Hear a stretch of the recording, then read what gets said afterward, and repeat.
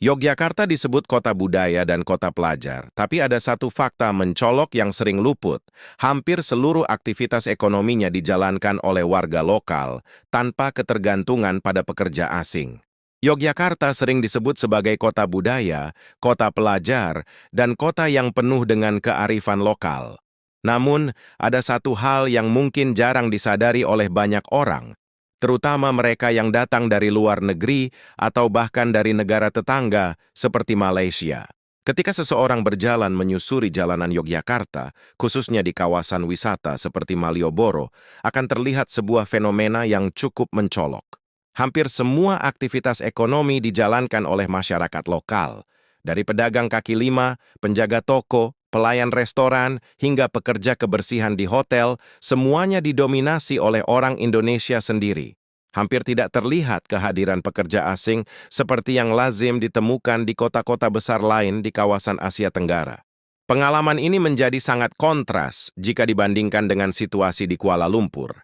Di sana, keberadaan pekerja asing, terutama dari Bangladesh, Nepal, dan negara lainnya, sudah menjadi bagian dari lanskap ekonomi sehari-hari. Mereka bekerja di berbagai sektor, mulai dari restoran, konstruksi, hingga layanan kebersihan. Perbedaan ini menimbulkan sebuah pertanyaan mendasar yang layak untuk direnungkan. Mengapa Yogyakarta dapat bertahan tanpa ketergantungan besar pada tenaga kerja asing, sementara Malaysia justru sangat bergantung pada mereka? Ketika pertama kali tiba di Yogyakarta, kesan ini langsung terasa. Setiap sudut kota memperlihatkan aktivitas ekonomi yang sepenuhnya digerakkan oleh tenaga lokal. Di restoran, para pelayan melayani dengan ramah dalam bahasa Indonesia atau bahkan bahasa daerah. Di warung makan sederhana, pemiliknya sekaligus menjadi juru masak dan kasir. Bahkan di hotel, staf kebersihan pun berasal dari masyarakat sekitar. Hal ini bukan sekadar kebetulan, melainkan sebuah sistem yang telah terbentuk dan berjalan secara konsisten.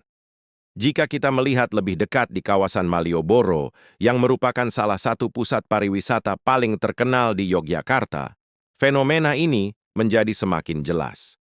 Sepanjang jalan, para pedagang menjajakan berbagai produk lokal. Mulai dari makanan tradisional hingga kerajinan tangan, tukang becak menawarkan jasa mereka kepada wisatawan dengan penuh semangat. Tidak ada dominasi pekerja asing di sini.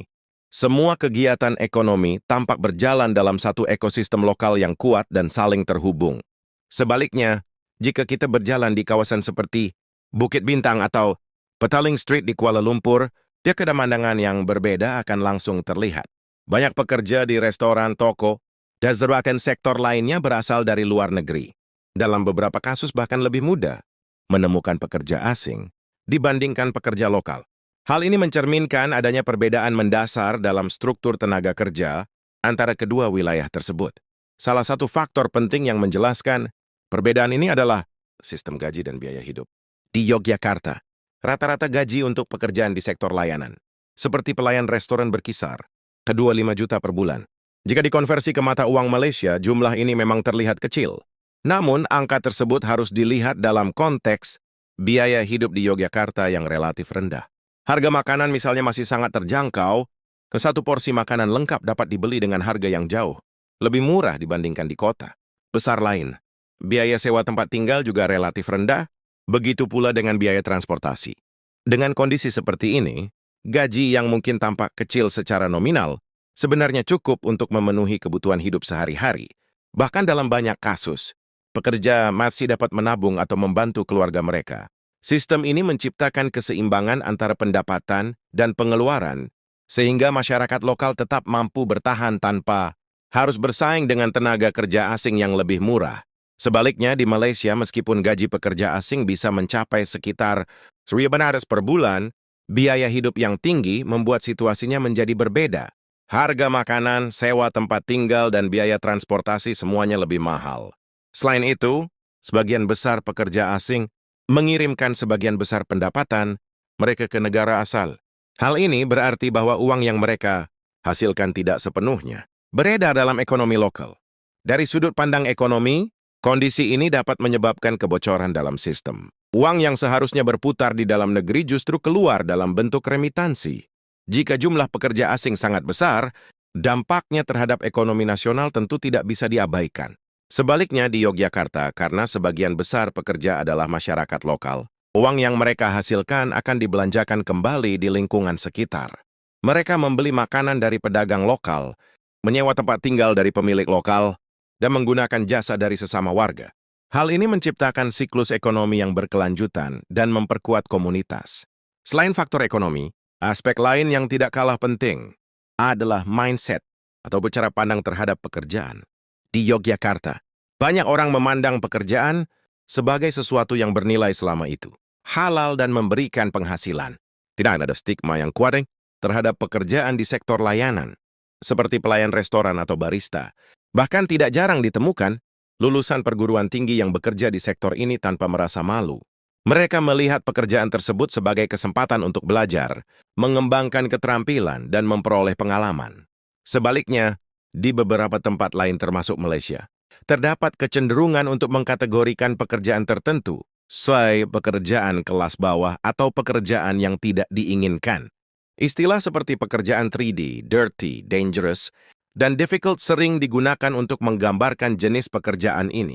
Akibatnya, banyak masyarakat lokal yang enggan mengambil pekerjaan tersebut, sehingga membuka peluang bagi pekerja asing untuk mengisinya. Mindset seperti ini tidak muncul begitu saja. Ia terbentuk melalui berbagai faktor termasuk sistem pendidikan, budaya, dan ekspektasi sosial. Ketika sejak awal seseorang diarahkan untuk mengejar profesi tertentu yang dianggap lebih bergengsi, maka pekerjaan lain akan dipandang kurang menarik. Hal ini pada akhirnya menciptakan kesenjangan antara kebutuhan pasar tenaga kerja dan minat masyarakat. Faktor lain yang turut berperan adalah penegakan hukum. Di Indonesia, khususnya di daerah seperti Yogyakarta, terdapat aturan yang cukup ketat terkait penggunaan tenaga kerja asing. Pelanggaran terhadap aturan ini dapat berujung pada sanksi yang serius termasuk denda besar dan pencabutan izin usaha. Penegakan hukum yang konsisten membuat para pelaku usaha lebih memilih untuk mempekerjakan tenaga kerja lokal. Di sisi lain, jika penegakan hukum tidak berjalan dengan baik, maka regulasi yang ada hanya akan menjadi formalitas. Tanpa pengawasan yang ketat, praktik penggunaan tenaga kerja asing secara ilegal dapat terus berlangsung. Hal ini tidak hanya merugikan pekerja lokal, tetapi juga menciptakan ketidakseimbangan dalam pasar tenaga kerja. Dari seluruh perbandingan ini dapat disimpulkan bahwa perbedaan antara Yogyakarta dan Kuala Lumpur bukanlah semata-mata karena faktor ekonomi atau jumlah penduduk. Lebih dari itu, perbedaan ini mencerminkan adanya perbedaan dalam sistem, kebijakan, dan cara pandang masyarakat terhadap pekerjaan dan tenaga kerja. Yogyakarta menunjukkan bahwa sebuah kota dapat membangun ekonomi yang relatif mandiri dengan mengandalkan tenaga kerja lokal. Hal ini tidak berarti bahwa sistem tersebut sempurna atau tanpa tantangan. Namun keberhasilan dalam mempertahankan dominasi tenaga kerja lokal menunjukkan adanya kekuatan dalam struktur sosial dan ekonomi yang patut dipelajari. Di sisi lain, ketergantungan pada tenaga kerja asing juga memiliki implikasi yang perlu dipertimbangkan secara serius. Meskipun dapat memberikan solusi jangka pendek terhadap kekurangan tenaga kerja, dalam jangka panjang hal ini dapat menimbulkan berbagai masalah, termasuk kebocoran ekonomi dan berkurangnya kesempatan kerja bagi masyarakat lokal. Pada akhirnya pertanyaan yang perlu diajukan bukanlah siapa yang lebih baik, melainkan apa yang dapat dipelajari dari masing-masing sistem. Setiap negara memiliki konteks dan tantangannya sendiri. Namun prinsip-prinsip dasar seperti keseimbangan antara gaji dan biaya hidup, penghargaan terhadap semua jenis pekerjaan, dan penegakan hukum yang konsisten, merupakan faktor-faktor yang dapat menjadi dasar dalam membangun sistem tenaga kerja yang lebih inklusif dan berkelanjutan. Pengalaman di Yogyakarta memberikan sebuah gambaran bahwa perubahan bukanlah sesuatu yang mustahil. Dengan kebijakan yang tepat, mindset yang terbuka, dan komitmen Kaiderti Borpak, sebuah sistem yang lebih inklusif dan berkelanjutan dapat diwujudkan. Pertanyaan sekarang adalah apakah kita siap untuk mengambil langkah ke arah tersebut atau kita akan terus mempertahankan sistem yang ada tanpa mencoba untuk memperbaikinya? अस्सलामुअलैकुम दोस्तों, जो है कि आपको हमारी वीडियो अच्छी लगी हो तो जो है कि हमारी वीडियो को लाइक कर दें और हमारे चैनल को भी लाजमी से सब्सक्राइब कर दें और दोस्तों जो है ना कि आपको ऐसे वीडियो चाहिए तो हमारे चैनल को सब्सक्राइब कर दें और जो है ना कि बेल के आइकन को प्रेस करके ऑल पे सिलेक्ट कर लें ताकि ऐसे मज़ीद वीडियोस आपके पास पहुंचते हैं। तो चलिए दोस्तों जो है ना कि मिलते हैं अगली वीडियो में। तो आपने हमारे चैनल को लाजमी से सब्सक्राइब कर देना है और हमारी वीडियो को भी लाइक कर देना है। तो अल्लाह हाफिज़ दोस्तों, अगली वीडियो में मिलते हैं।